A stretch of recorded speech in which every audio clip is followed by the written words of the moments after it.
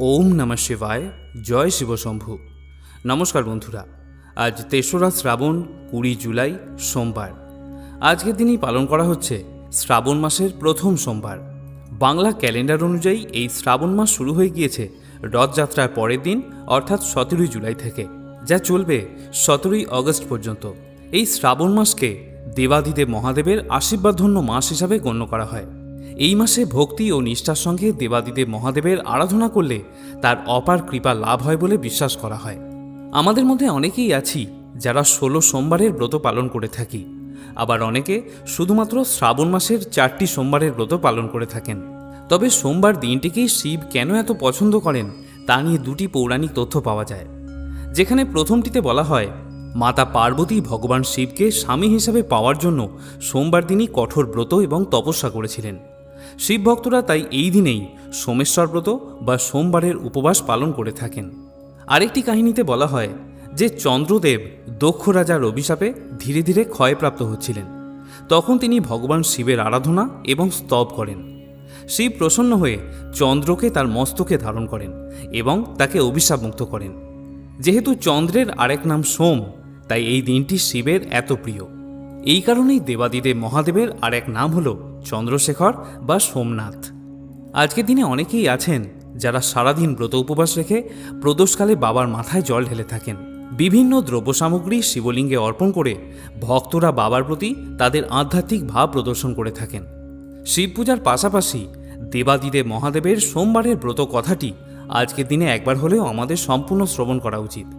এমনকি যদি কোনো কারণে আজকের দিনে আপনি ব্রত করতে নাও পারেন, শুধুমাত্র এই ব্রত কথাটি একবার অবশ্যই শ্রবণ করে সন্ধ্যাবেলায় বাবার উদ্দেশ্যে একটি প্রদীপ অবশ্যই প্রজ্বলন করবেন এবং তার সাথে যদি সম্ভব হয় একটি বেলপাতা এবং ৩ কোষা গঙ্গাজল নিয়ে বাবার মাথায় অর্পণ করবেন এবং তার সাথে ওম নমঃ শিবায় এই পঞ্চাক্ষরী মহামন্ত্রটি উচ্চারণ করবেন। আশুতোষ শিব অল্পতেই সন্তুষ্ট হয়ে থাকেন, তাই এই প্রক্রিয়াটি অবলম্বন করলেও বাবা ভক্তের ওপর সম্পূর্ণভাবে প্রসন্ন হয়ে থাকেন। তাহলে আসুন শ্রবণ করে নেওয়া যাক দেবাদিদেব মহাদেবের শ্রাবণ সোমবারের ব্রতকথা। ওম নমঃ শিবায়। হর হর মহাদেব। পৌরাণিককালে অমরপুর নামক নগরে এক ধনী ব্যবসায়ী থাকতেন। অন্যান্য নগরেও তার ব্যবসা ছড়িয়েছিল। নগরের প্রত্যেকে সেই ব্যবসায়ীকে সম্মান করতেন। তবে এত সম্মান ঐশ্বর্য সত্ত্বেও সেই ব্যবসায়ী মনে মনে কষ্টে থাকতেন, কারণ সেই ব্যবসায়ী নিঃসন্তান ছিলেন।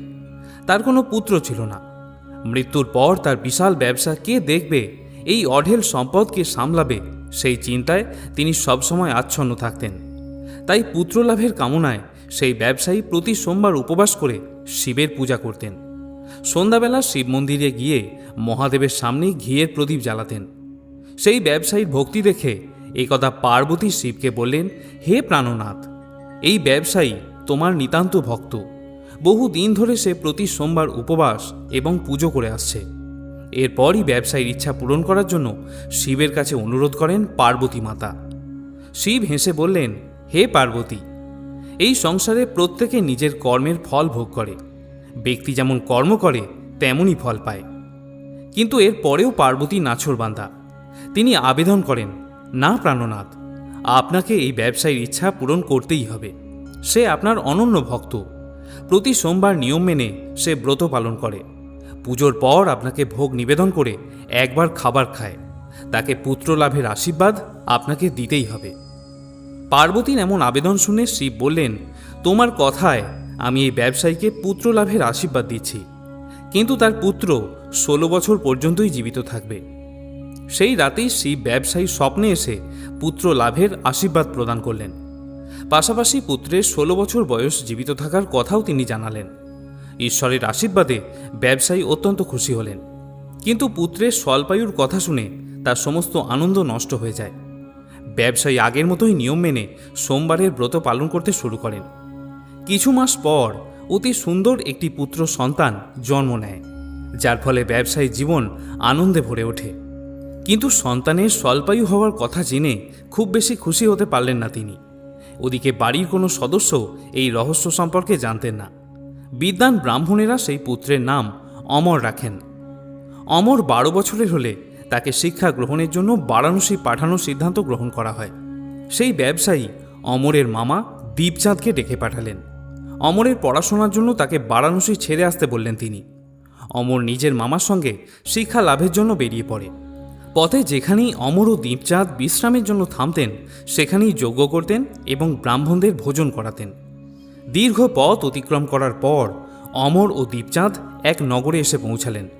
সেই নগরের রাজার কন্যার বিবাহের আনন্দে সমগ্র নগরকে ঢেলে সাজানো হয়েছিল।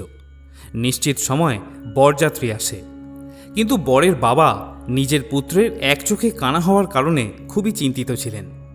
রাজা এই বিষয়ে জানতে পারলে বিবাহে বাধা দিতে পারেন এবং এরপর তার বদনামি হবে, এই কথা ভেবে তার চিন্তা আরও বেড়ে যায়। বরের বাবা অমরকে দেখলে তার মাথায় একটি বুদ্ধি খেলে যায়। তিনি ভাবতে থাকেন, এই ছেলেকে বর সাজিয়ে রাজকুমারীর সঙ্গে বিবাহ করে দিই। বিয়ের পর তাকে অর্থ দিয়ে বিদায় করে দেব এবং রাজকুমারীকে নিজের নগরে নিয়ে চলে যাব। বরের পিতা এ প্রসঙ্গে অমর ও দীপচাঁদকে জানালেন। অর্থ লাভের লোভে দীপচাঁদ তার পরামর্শে রাজি হয়ে যান। অমরকে বরের পোশাক পরিয়ে রাজকুমারী চন্দ্রিকার সঙ্গে বিবাহ দেন। রাজা প্রচুর অর্থ দিয়ে রাজকুমারীকে বিদায় করলেন। অমর ফেরার সময় সত্যি গোপন করতে পারল না এবং রাজকুমারীর ওড়নায় সত্য ঘটনা লিখে দেয় যে, রাজকুমারী চন্দ্রিকা, তোমার বিয়ে আমার সঙ্গে হয়েছে, কিন্তু আমি বারাণসীতে শিক্ষা লাভ করতে যাচ্ছি। এবার তোমায় যে নবযুবকের স্ত্রী হতে হবে সে এক চোখে অন্ধ। রাজকুমারী নিজের ওড়নায় লেখা এই বার্তা পড়েন। তখন তিনি সেই কানা ছেলের সঙ্গে যেতে অস্বীকার করেন। রাজা সব কথা জেনে রাজকুমারীকে প্রাসাদেই রেখে দেন। অন্যদিকে অমর নিজের মামা দীপচাঁদের সঙ্গে বারাণসী পৌঁছায়। অমর গুরুকুলে পড়াশোনা শুরু করে দেয়। অমরের বয়স 16 বছর হলে সে এক যজ্ঞ করায়। যজ্ঞ শেষে সে ব্রাহ্মণদের ভোজন করায় এবং প্রচুর অন্ন, বস্ত্র ইত্যাদি দান করে। রাতের বেলা অমর নিজের শয়নকক্ষে বিশ্রাম নিচ্ছিল, কিন্তু শিবের আশীর্বাদ অনুযায়ী নিদ্রাতেই অমর প্রাণ ত্যাগ করে। সূর্যোদয়ের পর দরজা খুলে দেখা যায় যে অমরের নিথর দেহ তার বিছানায় পড়ে রয়েছে। এই দৃশ্য দেখে তার মামা দীপচাঁদ প্রচণ্ডভাবে কাঁদতে শুরু করে।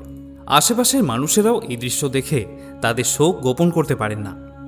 সেখান থেকেই শিব পার্বতী অতিক্রম করছিলেন। তিনি দীপচাঁদের কান্নার স্বর শুনতে পান এবং শিবকে বলেন, প্রাণনাথ, আমি তার কান্না সহ্য করতে পারছি না, আপনি কৃপা করে এই ব্যক্তির কষ্ট দূর করুন। শিব পার্বতীর সঙ্গে অদৃশ্য স্বরূপে দীপচাঁদের পাশে গিয়ে বললেন, হে পার্বতী, এ তো সেই ব্যবসায়ীর পুত্র যাকে 16 বছর আয়ুর আশীর্বাদ দিয়েছিলাম আমি। এর আয়ু পূর্ণ হয়েছে। পার্বতী পুনরায় শিবকে নিবেদন করলেন, হে প্রাণনাথ, আপনি এই ছেলেটিকে জীবিত করে দিন, তা না হলে এর মা বাবা বিলাপ করে করে নিজের প্রাণ ত্যাগ করে দেবেন। এই ছেলের পিতা আপনার পরম ভক্ত, বহু বছর ধরে সোমবারের ব্রত করে আপনাকে ভোগ নিবেদন করছে। পার্বতীর আকুল আবেদনে মহাদেব সেই ছেলেটিকে জীবিত হয়ে ওঠার আশীর্বাদ দেন এবং সে কিছুক্ষণের মধ্যেই তার প্রাণ ফিরে পায়। শিক্ষা সমাপ্ত করে অমর নিজের মামার সঙ্গে নগরে ফিরে আসার জন্য যাত্রা শুরু করেন। পথে পুনরায় সেই নগরে আসেন যেখানে অমরের বিবাহ হয়েছিল। সেই নগরেও অমর যজ্ঞের আয়োজন করান। নগরের রাজাও সেই যজ্ঞ দেখেন। তখনই তিনি অমরকে চিনতে পারেন। যজ্ঞ সমাপ্ত হবার পর রাজা অমর এবং দীপচাঁদকে নিজের প্রাসাদে নিয়ে যান। সেখানে কিছুদিন রেখে তাদের প্রচুর অর্থ সম্পত্তি দিয়ে রাজকুমারীর সঙ্গে পুনরায় বিবাহ দেন। পথে নিরাপত্তার জন্য প্রচুর সৈনিকও সঙ্গে দিয়ে দেন রাজা। নগর পৌঁছানোর সঙ্গে সঙ্গে দীপচাঁদ এক দূতকে ব্যবসায়ীর কাছে পাঠায়। সন্তানের জীবিত ফেরার কথা শুনে ব্যবসায়ী প্রচণ্ড খুশি হয়। এর আগে ব্যবসায়ী নিজেকে স্ত্রীর সঙ্গে একটি কামরায় বন্ধ করে ফেলেছিলেন, কারণ তিনি জানতেন যে অমর হয়তো আর বেঁচে নেই। তৃষ্ণার্ত ক্ষুধার্ত অবস্থায় ব্যবসায়ী নিজের ছেলের অপেক্ষা করতে থাকেন। তারা প্রতিজ্ঞা করেছিলেন যে পুত্রের মৃত্যু সংবাদ পেলেই তারা প্রাণত্যাগ করে দেবেন, কিন্তু পুত্রের আগমনের সংবাদ পেয়ে তিনি স্ত্রী এবং বন্ধুবান্ধবদের সঙ্গে নগরের দ্বারে এসে উপস্থিত হন। নিজের সন্তানের বিবাহ এবং পুত্রবধূ চন্দ্রিকাকে দেখে তাদের আনন্দের আর অবধি থাকে না। সেই রাতে শিব ব্যবসায়ীকে স্বপ্নে দর্শন দেন যে, হে শ্রেষ্ঠী, আমি তোমার সোমবারের ব্রত এবং ব্রতকথার প্রভাবে খুশি হয়ে তোমার সন্তানকে দীর্ঘায়ু প্রদান করেছি। এই কথা শুনে ব্যবসায়ী অত্যন্ত প্রসন্ন হন। সোমবারের ব্রতের প্রভাবে ব্যবসায়ীর বাড়িতে আনন্দের আগমন ঘটে। শাস্ত্রে উল্লেখিত রয়েছে যে স্ত্রী পুরুষ সোমবারের নিয়ম মেনে ব্রত পালন এবং ব্রতকথা পাঠ বা শ্রবণ করেন, তাদের মনের সমস্ত ইচ্ছা ভগবান পূরণ করে থাকেন। প্রিয় শ্রোতা বন্ধুরা, যদি সোমবারের ব্রতকথা এবং অন্যান্য তথ্য জেনে আপনার ভালো লেগে থাকে তাহলে ভিডিওটিতে অবশ্যই একটি লাইক করুন।